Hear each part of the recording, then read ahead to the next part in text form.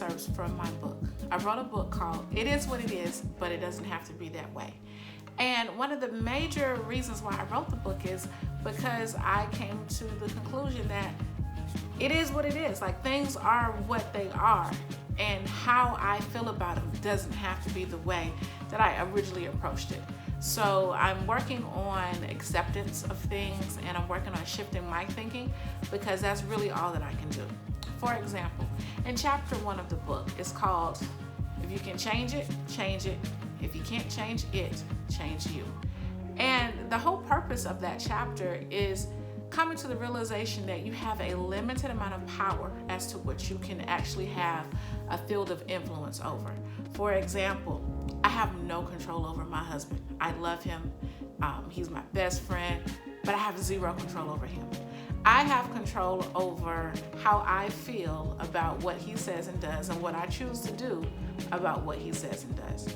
And that's the same thing with my job. I love my job, but I have very little control over what the students do. I have no control over what the parents and the teachers do. And of course, I have zero control over what administration does. But I have control over what I'm going to do as a person. So I have a power of influence. And if I focus my power and influence on me and what I can control, I have found that my stress is actually much lower. So for those of you that know me, you know me to be pretty much a positive person, but I wasn't always this way. I grew up with a really bad temper.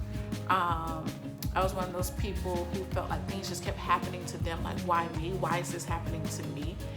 And it wasn't until later on in my 20s and then in my 30s, and now I'm about to hit 40, I'm realizing the mind is the strongest thing that you have.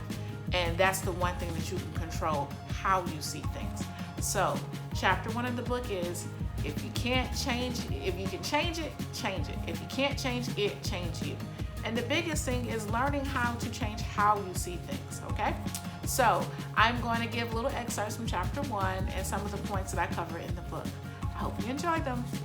Remember, it is what it is, but it definitely doesn't have to be that way. Don't forget, give this video a like and share. And if you haven't already, please subscribe to my YouTube channel.